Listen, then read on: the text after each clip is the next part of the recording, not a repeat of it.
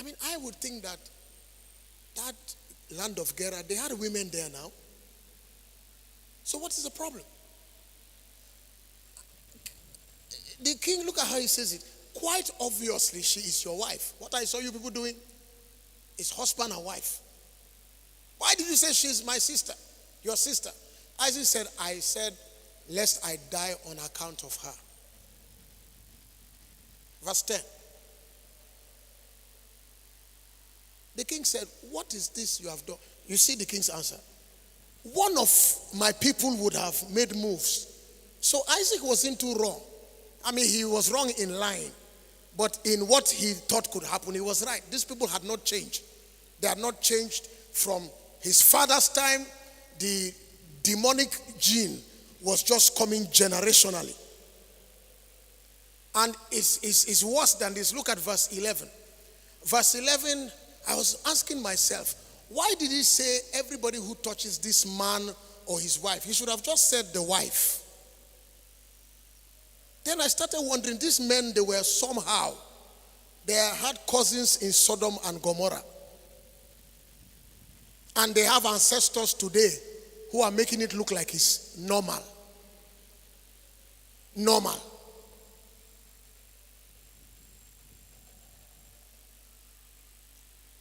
He says, he who touches this man or his wife shall be put to death.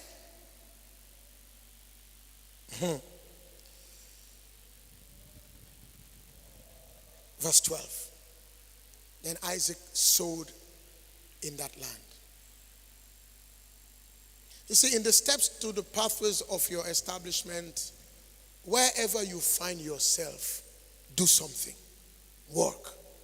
Be engaged in something. And I think we've established that it's not just physical. A lot of it is physical, but a lot of it is also brain power. Some of it is spiritual. Some of it is emotional. Can you imagine Barnabas? His name meant and still means son of consolation. Whenever you saw Barnabas, he brought comfort. That was his work. That was his ministry. So wherever he found himself, that happened. So Isaac finds himself, you find yourself in a place where there is famine. Things are not working the way they ought to have worked, the way you were told they were going to work. It's not your fault. You pay your taxes, you do everything, but there is no water, there is no light. The internet does not work.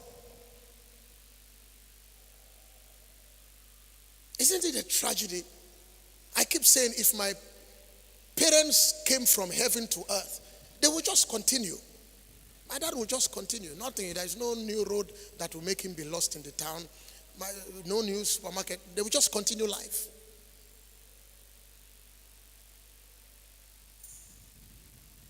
But Isaac said, regardless, I am going to sow.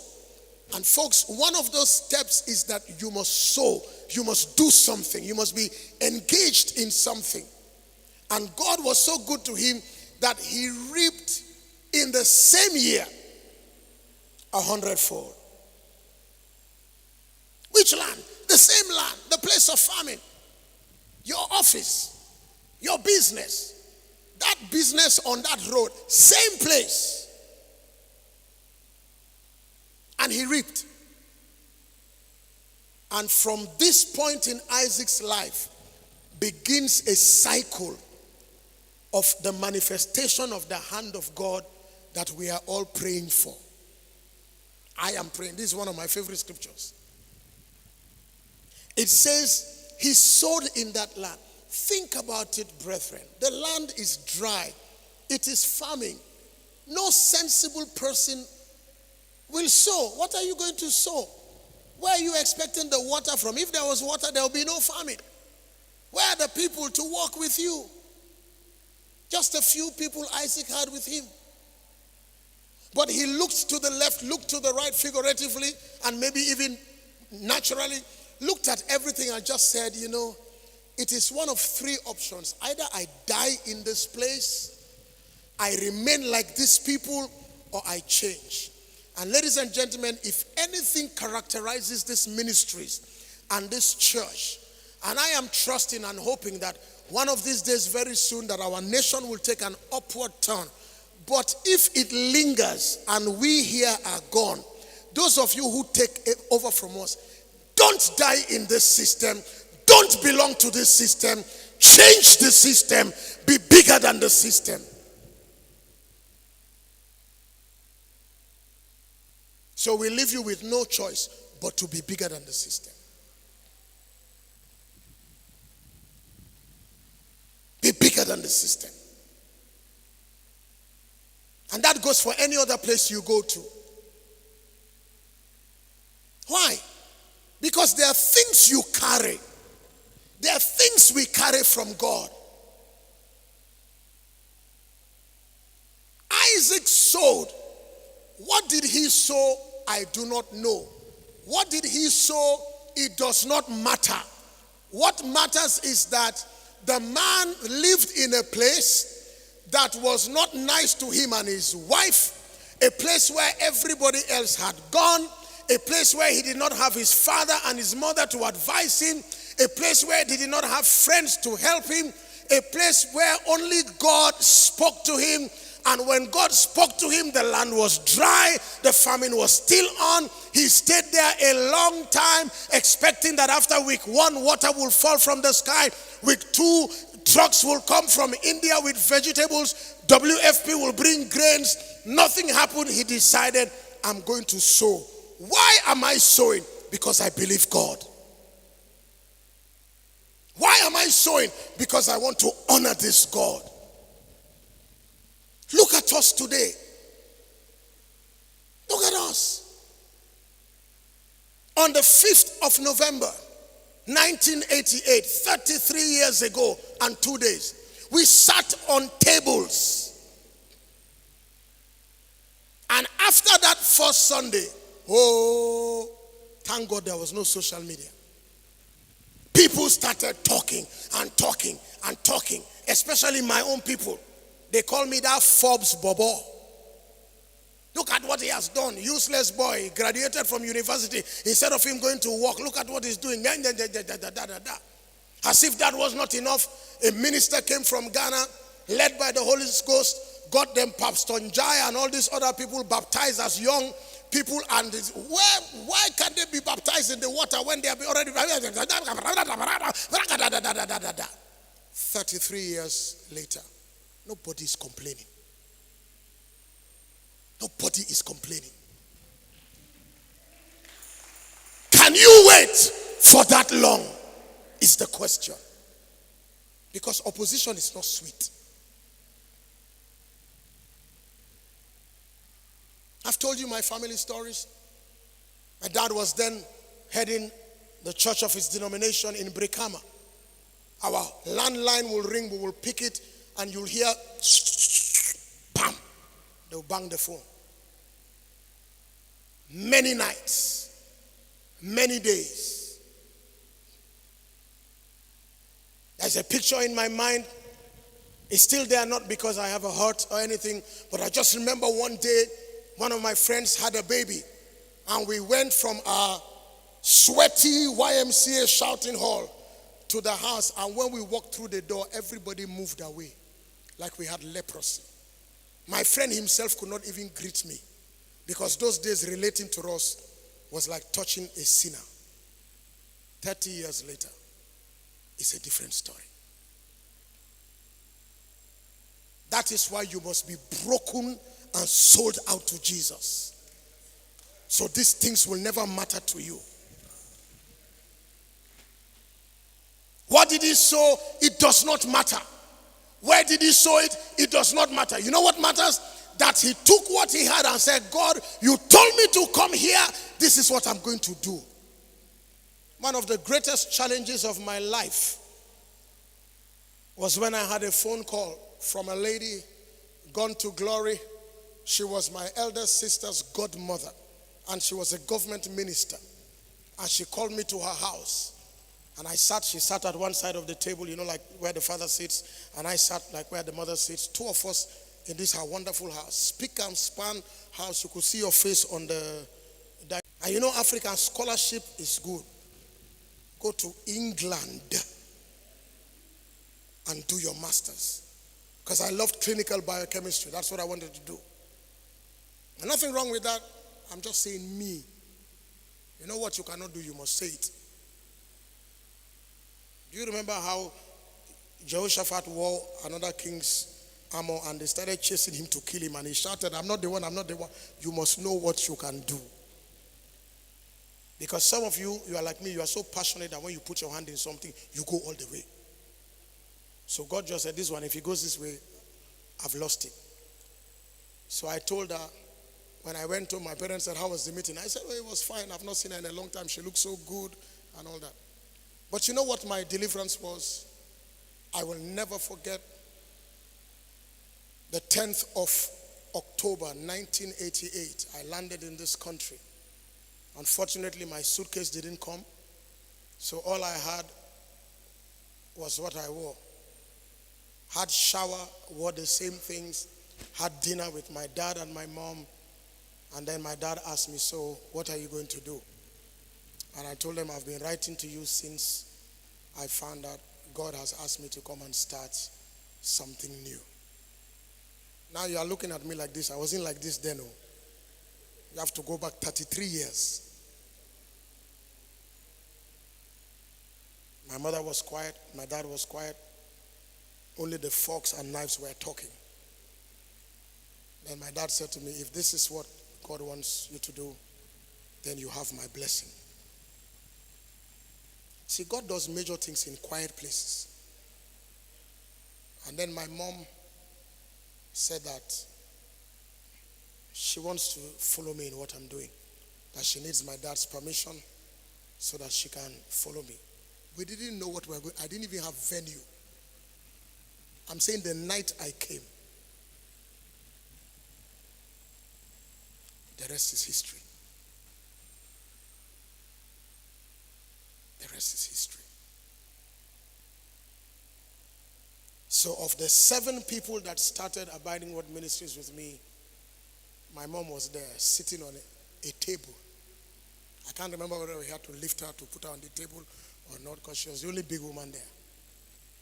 My dad, if I remember, Elisha was there. Few people, there was a Ghanaian family, the Esuman, Nana, Sharon, few people. And the Ghanaian evangelist himself, Kwesi Ansa, we're 7. And my mom walked this path with me until she breathed her last and went to glory.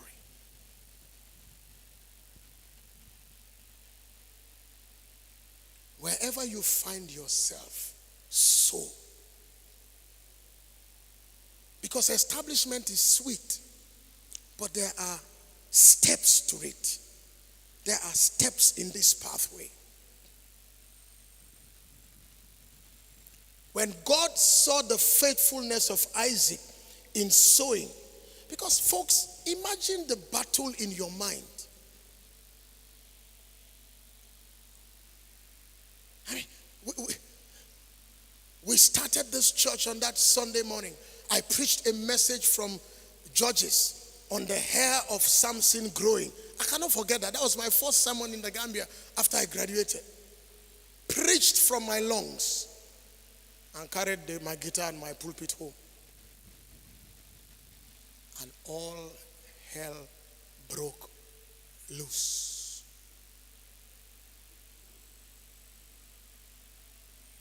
You see, when the Bible says Mary pondered these things in her heart, you know, when Jesus told Joseph, don't you think I ought to be about my father's business?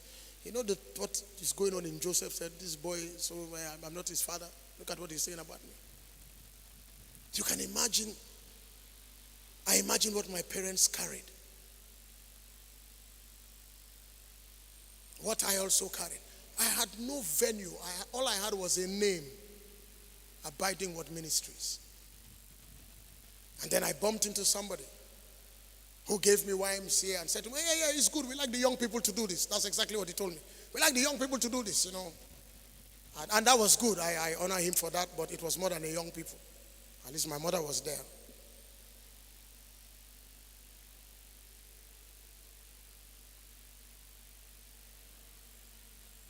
Whatever was Isaac's seed, He put it in the ground. He said, God, only you can change this. Only you can make this sensible. And God said, you've done your part. And those are the things we must do. Do your part. And folks, God spared us in verse 12. There is nothing written here that rain came, vegetation grew. It just says that he reaped. He sowed, he reaped. He sowed, he reaped. But you and I know that inside that, God worked things out.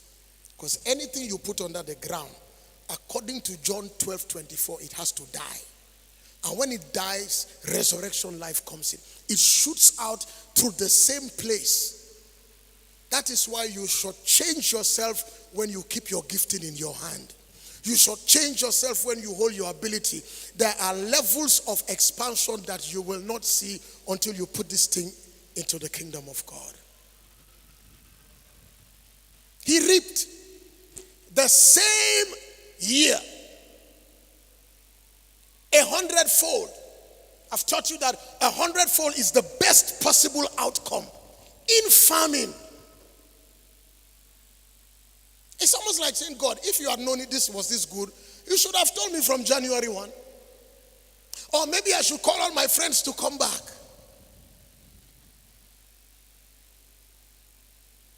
And then the cycle started. It says, and the Lord blessed him. Can we all say that together? And the Lord blessed him. The Lord changed the trajectory of Isaac's destiny. And the man began to prosper. The man continued prospering until the man became very prosperous in this land of famine. We're going somewhere. One seed or a group of seeds, whatever it was that he sowed, God blessed him. And folks, that is the God changer in what happens to us. That is the God changer. You know, one of our intercessors was beside themselves 2 or 3 days ago because I saw a transfer into our account. And I checked with Pastor T, he said yes. I had been working out some figures with my wife, and what was transferred was almost the exact amount, minus $800. And the intercessor said, my God, just last night, Swat, we were praying about this. And the intercessor was just, I can't imagine what, exact short of $800. And that area was just closed. 5 figure, bam, gone. When you sow, when you trust God, when I trust God, we all want this establishment. But there are pathways, there are steps we must take that will attract the blessing, the enabling power of God in our lives. And it started something, it triggered something. He began to prosper. Where? In the land of famine. He continued prospering. Where? In the land of famine. Until he became very prosperous. Where? In the same land of famine. Everybody else had gone.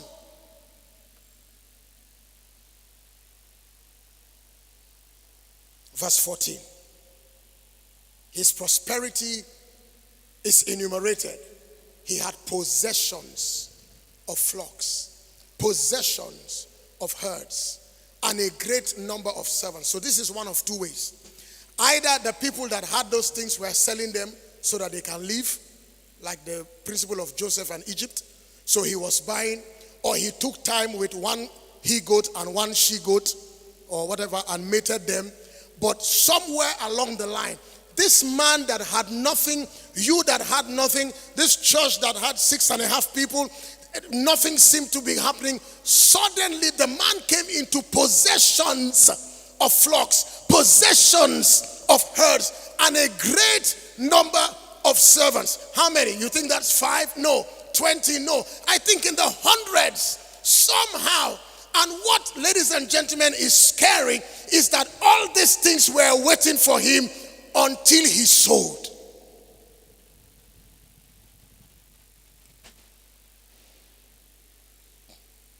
And as I told you concerning my life, So it was for Isaac. It's a simple fact that when you are doing something that you know is right from God, and you start seeing some levels of opposition, enmity, jealousy, anger, envy, then know you're on the right track. The Philistines envied him.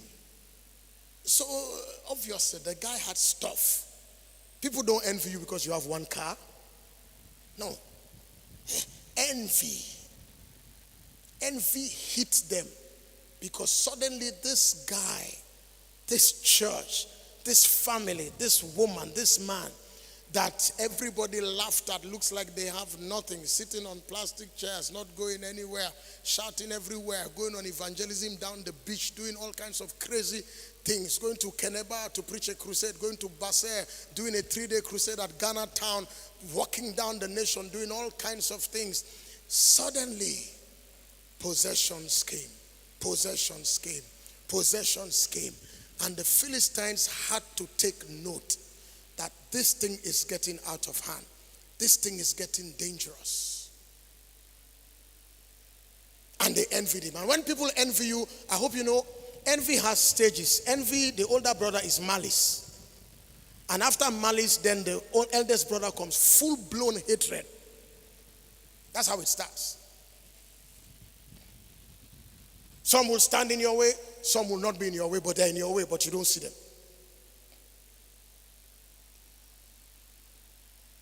And when it says the Philistines envied him, can I take it from another angle? You know, when people envy you, they do things like the scarcity of fuel. They do things. Suddenly they bring their price down. Suddenly they are offering 2 for the price of 1. Suddenly their shop is opening 24 hours. Everything they are trying to knock you out. What they don't understand is that what is driving you comes from God. You know, many years ago, somebody at GRTS called me and was having a laugh that the then president of the country called and said they should take that ustaz or imam off the Wednesday program that was like my Tuesday program.